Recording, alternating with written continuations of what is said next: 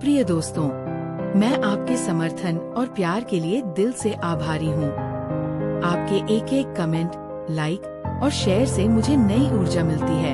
अगर आपको मेरे वीडियो पसंद आते हैं और आप मेरे साथ जुड़े रहना चाहते हैं, तो कृपया मेरे YouTube चैनल को सब्सक्राइब करें। आपका एक सब्सक्राइब मेरे लिए बहुत मायने रखता है और मुझे आगे भी आपके लिए और अच्छा कंटेंट बनाने की प्रेरणा देता है। धन्यवाद।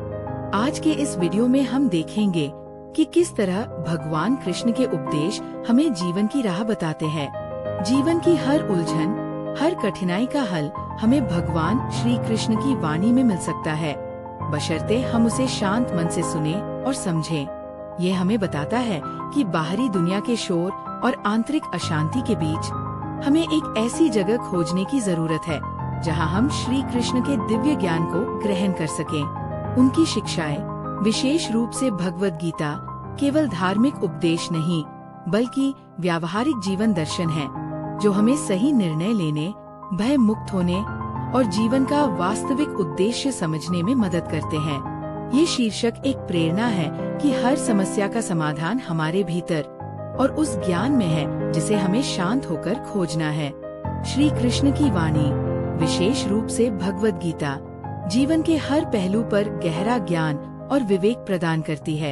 इसमें कर्म, भक्ति, ज्ञान और वैराग्य जैसे विषयों पर विस्तृत चर्चा है, जो किसी भी समस्या को समझने और उसका समाधान खोजने के लिए एक मजबूत आधार प्रदान करती है। ये केवल धार्मिक ग्रंथ नहीं बल्कि एक व्यवहारिक मार्गदर्शिका है, जो हमें जीवन की उलझनों से निकलने का रास्ता दिखाती है। जब हम समस्याओं से घिरे होते हैं तो अक्सर हमारा मन भ्रमित हो जाता है और हम सही निर्णय नहीं ले पाते। ऐसे समय में श्री कृष्ण की वाणी एक मशाल की तरह काम करती है, जो हमें अंधकार से निकालकर सही राह दिखाती है। ये हमें सिखाती है कि कैसे अपने भीतर झांकें, अपनी शक्तियों को पहचानें और विपरीत परिस्थितियों में भी शांत और स्थिर रहें। आइए इस बात को एक प्रेरक कथा के माध्यम से समझते हैं। प्राचीन काल में एक विशाल और समृद्ध राज्य था जिसका नाम धर्मपुर था। इस राज्य का राजा महाराजा विक्रम अत्यंत धर्मात्मा और प्रजावत्सल था। प्रजा उन्हें अपना पिता मानती थी और वे हमेशा प्रजा के हित में ही सोचते थे। लेकिन राजा के जीवन में एक ऐसी समस्या आ गई जिसने उनकी रातों की नींद हराम कर दी। उनके राज्य के पड़ोसी राज्य शक्तिपुर का राजा अत्यंत क्रूर और महत्वाकांक्षी था। उसने धर्मपुर को हथियाने का मन बना लिया था। उसने पहले तो गुप्त रूप से धर्मपुर की अर्थव्यवस्था को कमजोर करने की कोशिश की, व्यापारियों में असंतोष फैलाया और छोटे छोटे विद्रोहों को बढ़ावा दिया।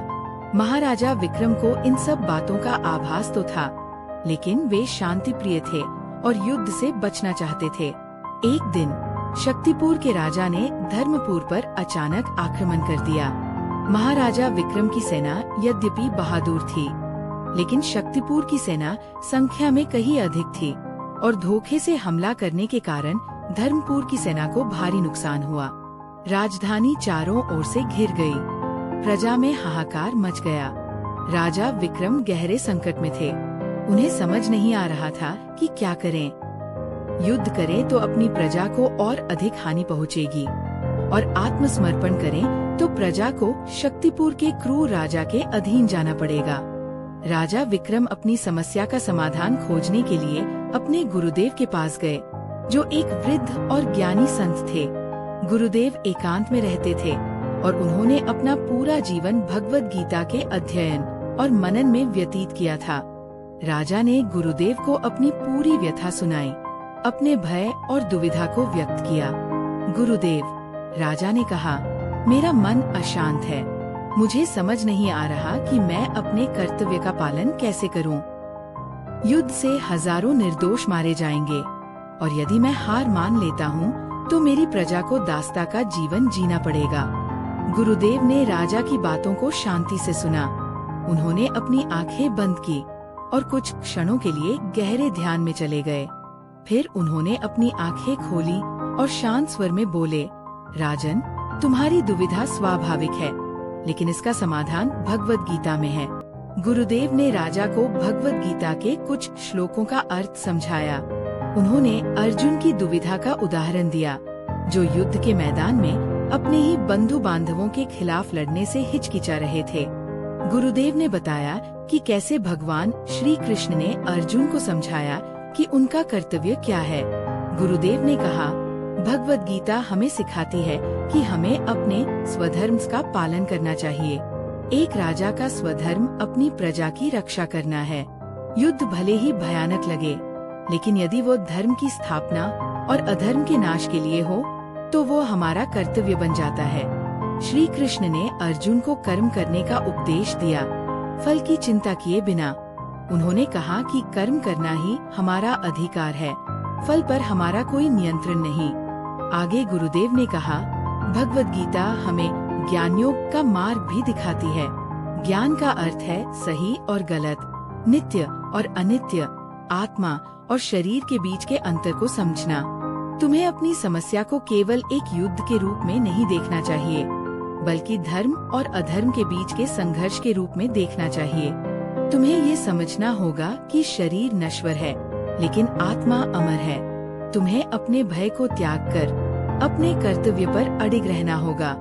और सुनो राजन, गुरुदेव ने अपनी बात जारी रखी, भगवद गीता में भक्ति योग का भी वर्णन है। भगवान पर पूर्ण विश्वास रखो, अपने सभी कर्मों को उन्हें समर्पित कर दो। जब तुम निस्वार्थ भाव से और भगवान पर भरोसा रखकर कर्म करते हो, तो तुम्हें आंतरिक शांति और शक्ति मिलती है। श्री कृष्ण ने कहा है कि जब हम धर्म के मार्ग पर चलते हैं, तो वे हमारी रक्षा करते हैं। राजा विक्रम ने गुरुदेव की बातों को बड़े ध्यान से सुना। श्री कृष्ण की वाणी का अर्थ उनके मन में गहराई तक उतर गया। उन्हें महसूस हुआ कि उनकी सारी दुविधाएं धीरे धीरे दूर हो रही हैं। उन्हें समझ आ गया कि उनका कर्तव्य क्या है, अपनी प्रजा की रक्षा करना, भले ही इसके लिए उन्हें युद्ध ही क्यों न करना पड़े। लेकिन ये युद्ध केवल शारीरिक नहीं, बल्कि धर्म की स्थापना के लिए एक मानसिक और आध्यात्मिक संघर्ष भी था। राजा ने गुरुदेव का आभार व्यक्त किया और तुरंत अपने महल लौट आए। उन्होंने अपने सेनापतियों और मंत्रियों को बुलाया। उनका चेहरा अब शांत और आत्मविश्वास से भरा था। उन्होंने सेना को संगठित किया, युद्ध की रणनीति बनाई और अपनी प्रजा को प्रेरित किया। उन्होंने उन्हें समझाया कि ये युद्ध केवल राज्य की सीमाओं की रक्षा के लिए नहीं, बल्कि उनके धर्म, उनकी स्वतंत्रता और उनके सम्मान की रक्षा के लिए है। अगले दिन धर्मपुर और शक्तिपुर की सेनाओं के बीच भयंकर युद्ध हुआ। महाराजा विक्रम ने श्री कृष्ण की वाणी से मिली प्रेरणा और ज्ञान के साथ युद्ध का नेतृत्व किया। उन्होंने भय को त्याग कर अपने कर्तव्य पर ध्यान केंद्रित किया। उनकी सेना में भी एक नया जोश और संकल्प था। अंततः धर्मपुर की सेना ने शक्तिपुर की सेना को पराजित कर दिया। क्रूर राजा को बंदी बना लिया गया और धर्मपुर में शांति और व्यवस्था फिर से स्थापित हो गई। प्रजा ने अपने राजा की जय जयकार की, जो न केवल एक वीर योद्धा थे, बल्कि एक ज्ञानी शासक भी थे। कर्तव्यपरायणता और निस्वार्थ कर्म। श्री कृष्ण ने हमेशा अपने कर्तव्यों का पालन करने और फल की इच्छा के बिना कर्म करने पर जोर दिया है।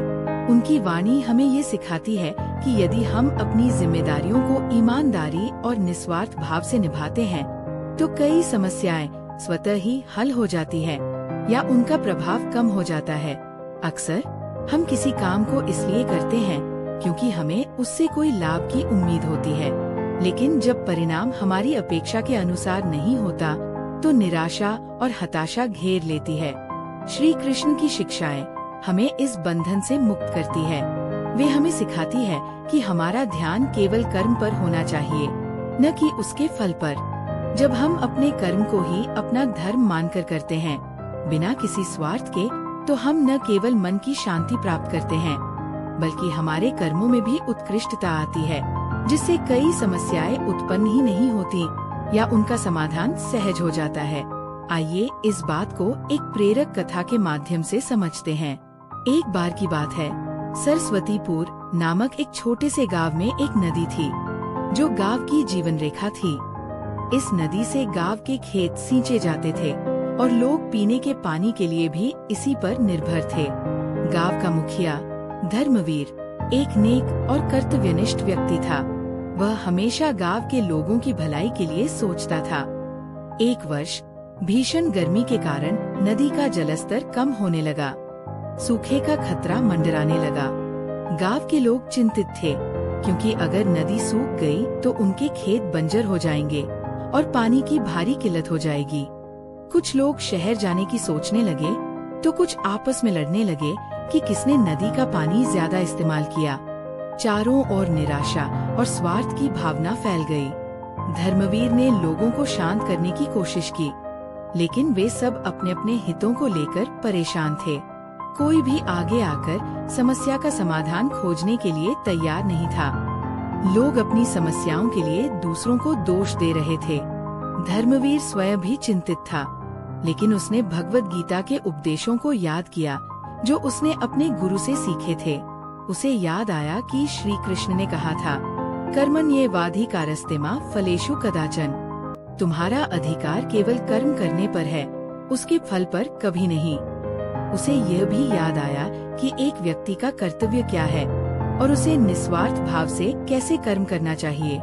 धर्मवीर ने सोचा कि अगर वह भी फल, नदी में पानी आने की चिंता करता रहेगा और अपने कर्तव्य से विमुख हो जाएगा तो गांव को और भी बड़ा नुकसान होगा। उसने तुरंत एक योजना बनाई।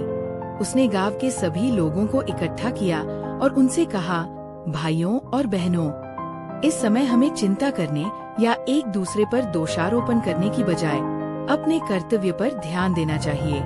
हमारा कर्तव्य है नदी को बचाने का प्रयास करना। हमें मिलकर काम करना होगा, बिना इस बात की चिंता किए कि हमें व्यक्तिगत रूप से क्या मिलेगा।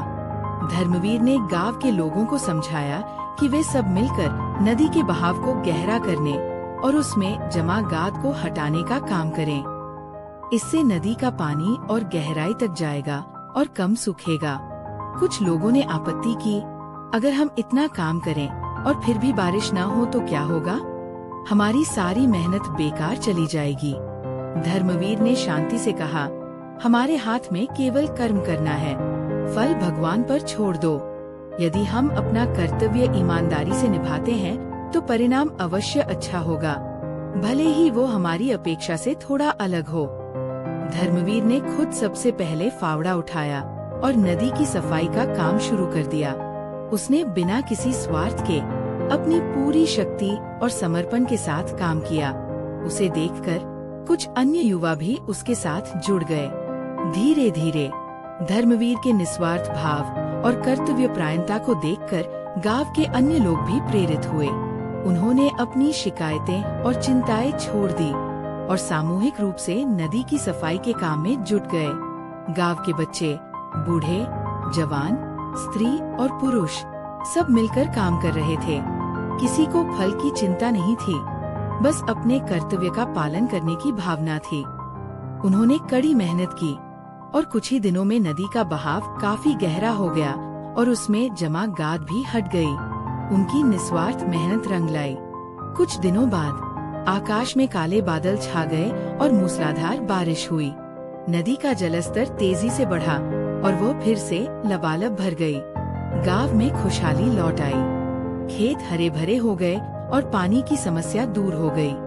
गांव वालों ने धर्मवीर की जय जयकार की। उन्होंने सीखा कि जब वे फल की चिंता छोड़कर निस्वार्थ भाव से अपने कर्तव्य का पालन करते हैं तो समस्याएं अपने आप हल हो जाती है। धर्मवीर ने उन्हें श्री कृष्ण की उस वाणी का महत्व समझाया था कि कर्मण्येवाधिकारस्ते फलेषु कदाचन। ये कहानी हमें सिखाती है कि जब हम अपने कर्तव्यों को ईमानदारी, निष्ठा और निस्वार्थ भाव से निभाते हैं तो हमें न केवल आंतरिक संतुष्टि मिलती है, बल्कि हमें अपने लक्ष्य प्राप्त करने में भी सहायता मिलती है। श्री कृष्ण की शिक्षाएं हमें सिखाती है कि सच्ची सफलता और शांति परिणामों के पीछे भागने में नहीं, बल्कि अपने कर्मों को ही अपना धर्म मानकर पूरी लगन से करने में है। जब हम ऐसा करते हैं तो कई समस्याएं उत्पन्न ही नहीं होती और जो होती है उनका समाधान भी सहज हो जाता है। आध्यात्मिक मार्गदर्शन और जीवन का उद्देश्य। कृष्ण की वाणी केवल सांसारिक समस्याओं के लिए नहीं, बल्कि जीवन के गहरे अर्थ और उद्देश्य को समझने के लिए भी मार्गदर्शन प्रदान करती है। जब हम अपने जीवन के आध्यात्मिक उद्देश्य को समझ जाते हैं तो छोटी मोटी समस्याएं गौण लगने लगती है और हम उन्हें एक व्यापक परिप्रेक्ष्य में देख पाते हैं। अक्सर हम जीवन में सफलताओं और भौतिक वस्तुओं के पीछे भागते रहते हैं, लेकिन फिर भी एक खालीपन महसूस करते हैं। ये इसलिए होता है क्योंकि हम अपने अस्तित्व के गहरे उद्देश्य से अनजान रहते हैं। श्री कृष्ण की शिक्षाएं हमें इस खालीपन से बाहर निकालती हैं और हमें बताती है कि हमारा असली स्वरूप क्या है, जीवन का लक्ष्य क्या है और कैसे हम परम आनंद को प्राप्त कर सकते हैं। जब हम इस आध्यात्मिक मार्गदर्शन को अपनाते हैं तो जीवन की छोटी बड़ी समस्याएं केवल पड़ाव लगने लगती हैं, न कि अंत। आइए इस बात को एक प्रेरक कथा के माध्यम से समझते हैं। एक दूर देश में एक बहुत ही सफल युवा राजा था जिसका नाम था प्रियदर्शी। वह अपने राज्य में शांति और समृद्धि लाने में कामयाब रहा था। उसके पास धन, शक्ति, सुंदर महल और हर तरह का ऐश्वर्य था। लोग उसकी प्रशंसा करते थे और उसे अपने जीवन में कोई कमी महसूस नहीं होती थी। लेकिन जैसे जैसे समय बीतता गया, राजा प्रियदर्शी के मन में एक अजीब सा खालीपन आने लगा। उसे महसूस होने लगा कि उसने सब कुछ पा लिया है, लेकिन फिर भी उसे कोई सच्ची संतुष्टि नहीं मिल रही है। उसे लगने लगा कि उसके जीवन का कोई गहरा अर्थ नहीं है।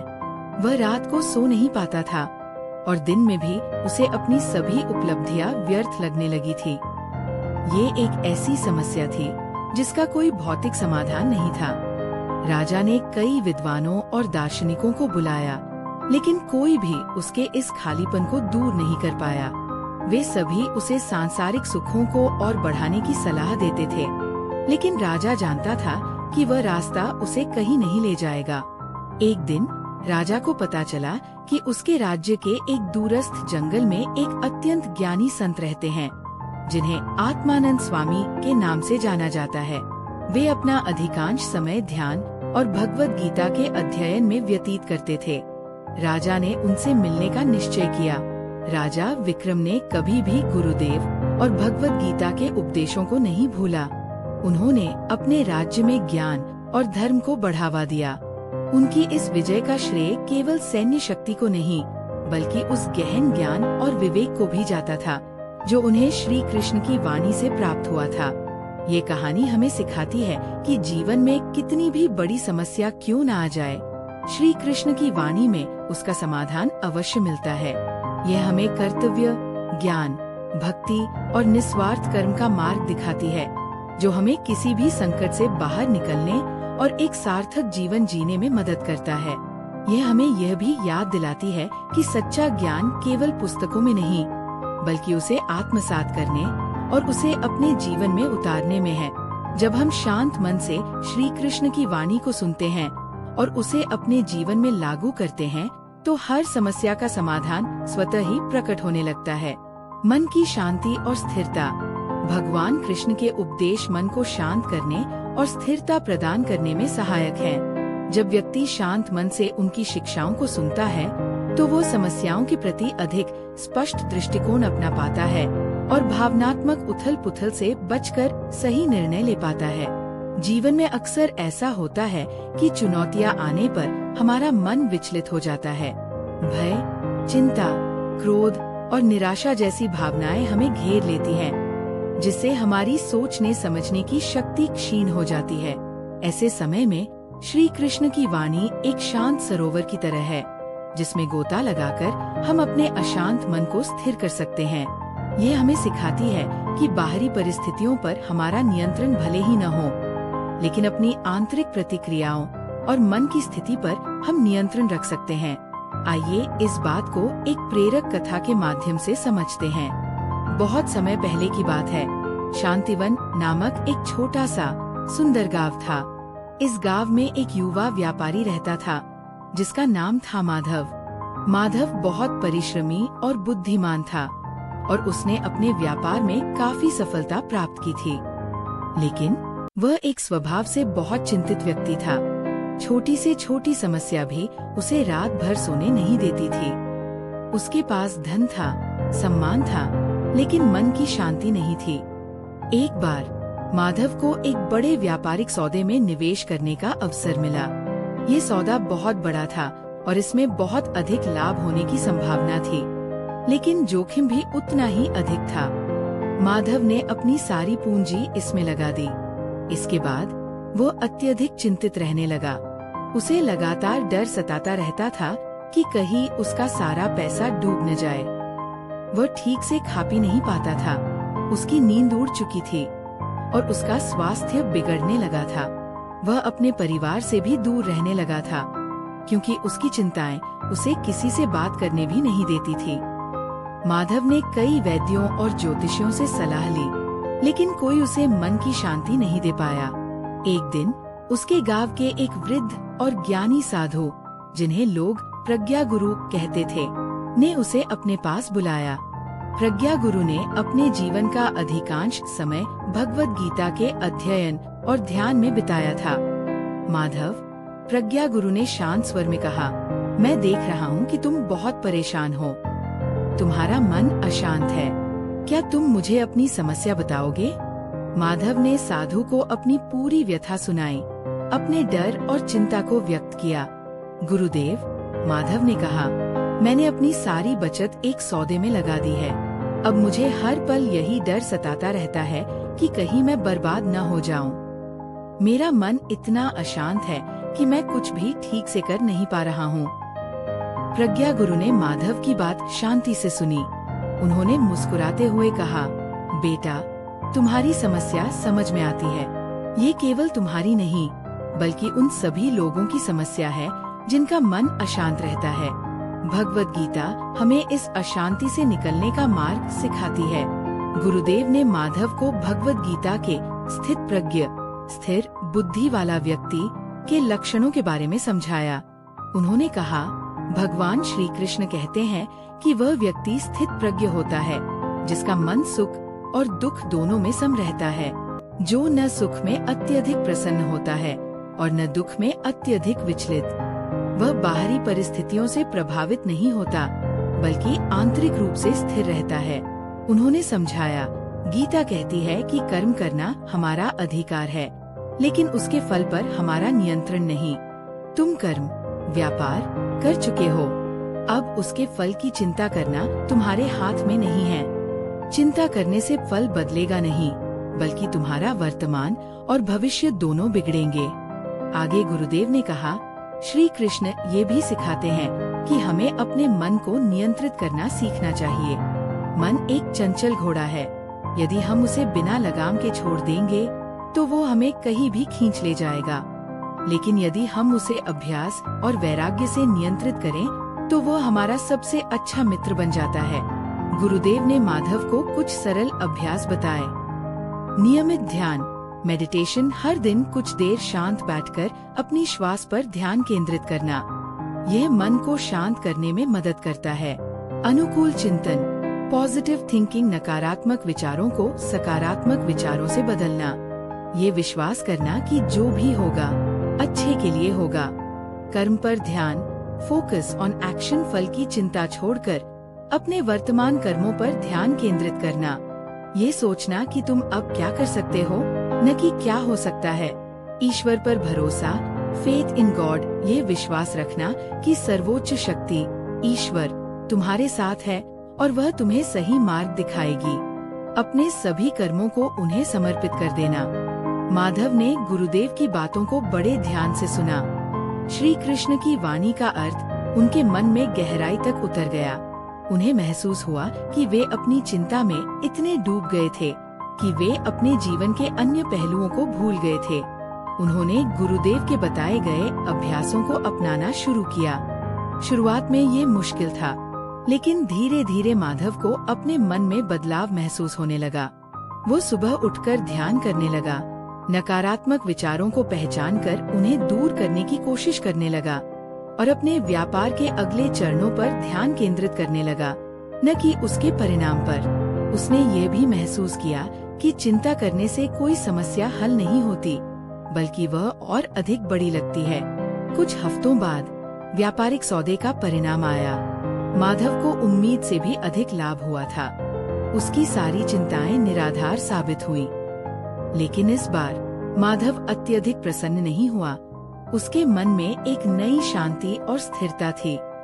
उसे ये एहसास हो गया था कि लाभ या हानि से अधिक महत्वपूर्ण मन की शांति है। माधव अब भी एक सफल व्यापारी था, लेकिन वह अब चिंता मुक्त जीवन जीता था। उसने सीख लिया था कि बाहरी परिस्थितियां चाहे जैसी भी हों, मन की शांति और स्थिरता आंतरिक रूप से प्राप्त की जा सकती है। ये श्री कृष्ण की वाणी का ही प्रभाव था जिसने उसे ये अमूल्य ज्ञान दिया। ये कहानी हमें सिखाती है कि जीवन की चुनौतियों के सामने हमारा मन कैसे विचलित हो सकता है, लेकिन श्री कृष्ण की वाणी हमें उस अशांति से बाहर निकलने और एक स्थिर तथा शांत मन प्राप्त करने का मार्ग दिखाती है। ये हमें सिखाती है कि सच्चा सुख बाहरी सफलताओं में नहीं, बल्कि मन की आंतरिक शांति और स्थिरता में निहित है। जब हमारा मन शांत होता है तो हम किसी भी समस्या का सामना अधिक स्पष्टता और आत्मविश्वास के साथ कर पाते हैं। राजा प्रियदर्शी अपनी शाही पोशाक उतारकर एक साधारण वस्त्र पहनकर अकेले संत के पास पहुंचा। उसने संत को प्रणाम किया और अपनी व्यथा सुनाई। स्वामी जी, राजा ने कहा, मेरे पास सब कुछ है, फिर भी मेरा मन अशांत है। मुझे लगता है कि मेरे जीवन का कोई अर्थ नहीं है। मैंने हर सुख भोग लिया है, लेकिन मुझे सच्ची शांति नहीं मिल रही है। क्या आप मुझे बता सकते हैं कि मैं अपने जीवन का उद्देश्य कैसे खोजूं?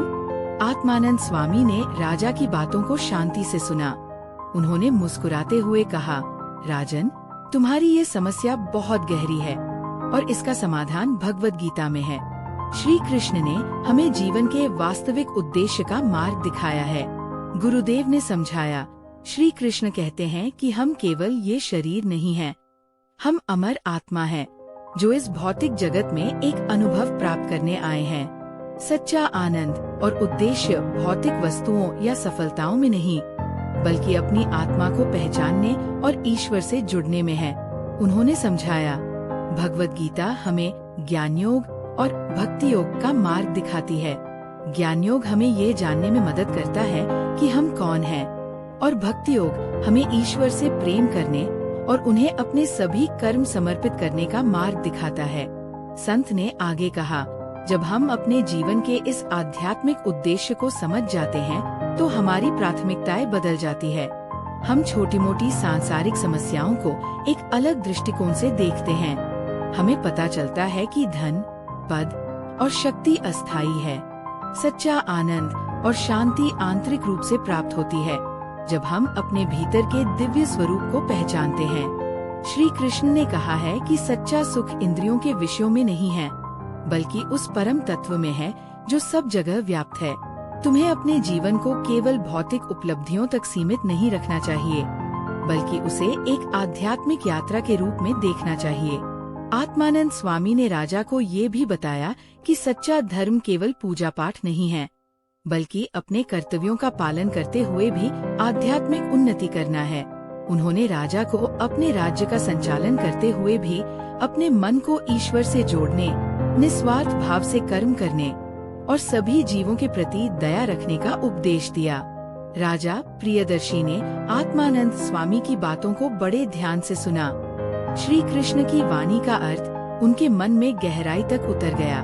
उन्हें लगा जैसे उन्हें एक लंबे समय के बाद अंधेरे से रोशनी मिली हो।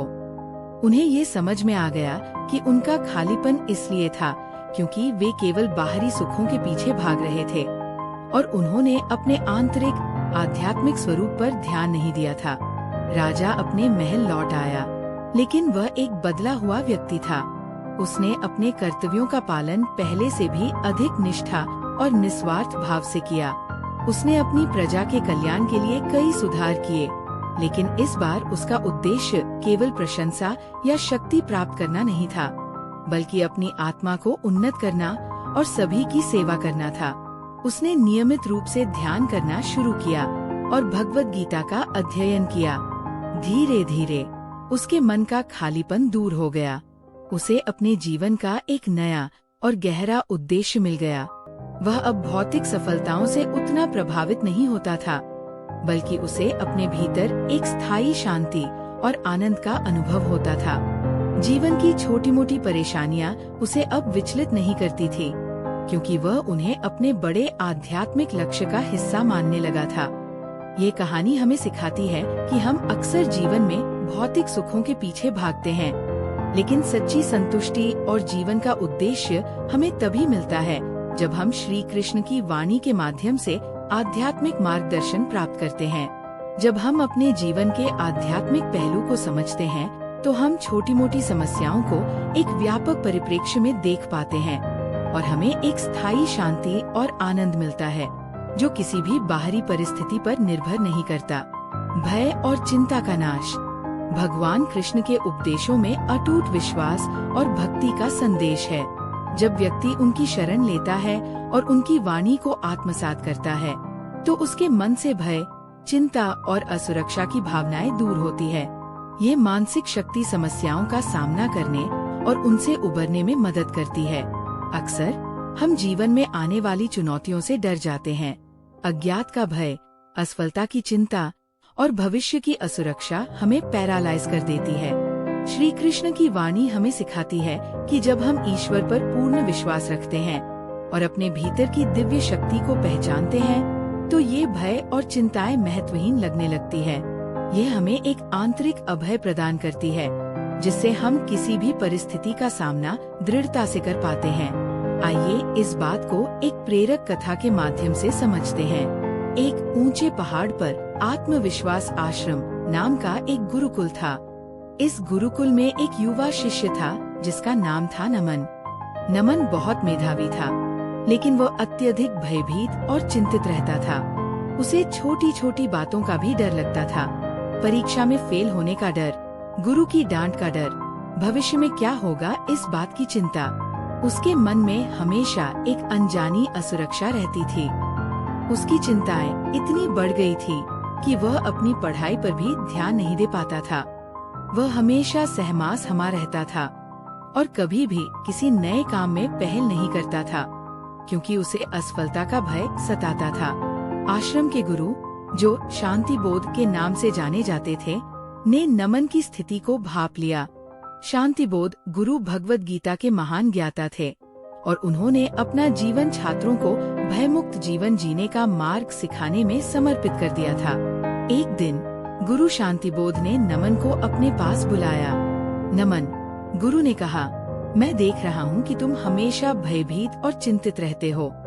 तुम्हारे भीतर एक ऐसी शक्ति छिपी है जिसे तुम अपनी इन चिंताओं के कारण पहचान नहीं पा रहे हो। नमन ने रोते हुए अपनी सारी व्यथा सुनाई। गुरुदेव, उसने कहा, मुझे हर बात का डर लगता है।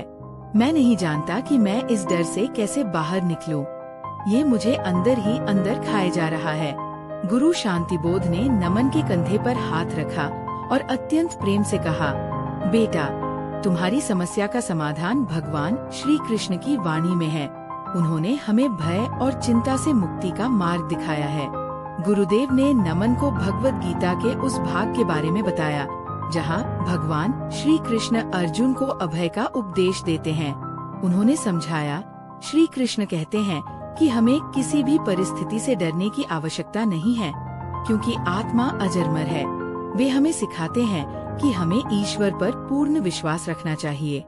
जब हम अपने सभी कर्मों को उन्हें समर्पित कर देते हैं और ये विश्वास करते हैं कि वे हमेशा हमारा भला ही करेंगे, तो हमारे मन से भय और चिंताएं दूर हो जाती है। उन्होंने समझाया, गीता में श्री कृष्ण ये भी बताते हैं कि हमें अपने मन को अपने वश में करना चाहिए। भय और चिंता मन के ही विकार हैं। जब हम अपने मन को ईश्वर में लगाते हैं, तो वो शांत हो जाता है और नकारात्मक विचार हमें परेशान नहीं करते। गुरुदेव ने नमन को अनासक्ति योग का भी महत्व समझाया। उन्होंने कहा, जब हम किसी भी परिणाम से अनासक्त होकर अपना कर्म करते हैं, तो हमें चिंता नहीं होती। हमें केवल अपने कर्तव्य पर ध्यान देना चाहिए और फल ईश्वर पर छोड़ देना चाहिए। ये विश्वास रखो कि ईश्वर तुम्हें वही देंगे जो तुम्हारे लिए सबसे अच्छा है। गुरु शांति बोध ने नमन को कुछ अभ्यास भी बताए। ईश्वर पर अटूट विश्वास। हर सुबह उठकर ईश्वर का नाम लेना और ये विश्वास करना कि वे हमेशा तुम्हारे साथ है। ध्यान और मंत्र जप। अपने मन को शांत करने के लिए नियमित रूप से ध्यान करना और हरे कृष्ण जैसे मंत्रों का जप करना, ये मन को नकारात्मक विचारों से दूर रखता है। कर्तव्य पर ध्यान। भविष्य की चिंता छोड़कर अपने वर्तमान कर्तव्य पर पूरा ध्यान देना। अभय का चिंतन। ये बार बार सोचना कि तुम निडर हो और तुम्हारे भीतर अनंत शक्ति है। नमन ने गुरुदेव की बातों को आत्मसात किया। उसने गुरु के बताए अभ्यासों को पूरी निष्ठा से अपनाना शुरू किया। शुरुआत में ये मुश्किल था। उसके पुराने डर लौट आते थे, लेकिन वो हार नहीं मानता था। उसने भगवान श्री कृष्ण पर अपना विश्वास मजबूत किया, अपने मंत्रों का जप किया और अपने मन को वर्तमान में रहने का अभ्यास कराया। धीरे धीरे नमन के भीतर एक बड़ा बदलाव आया। उसके मन से भय और चिंता की भावनाएं कम होने लगी। उसे एक आंतरिक शक्ति का अनुभव हुआ। वह अब परीक्षा से नहीं डरता था, क्योंकि उसने अपना पूरा ध्यान अपनी पढ़ाई पर केंद्रित कर लिया था और परिणाम को ईश्वर पर छोड़ दिया था। वह नए काम करने में भी झिझकता नहीं था, क्योंकि उसे पता था कि असफलता अस्थायी है और इससे सीखने को मिलता है। एक दिन गुरुकुल में एक कठिन प्रतियोगिता का आयोजन किया गया, जिसमें छात्रों को एक बहुत ही जटिल समस्या का समाधान करना था।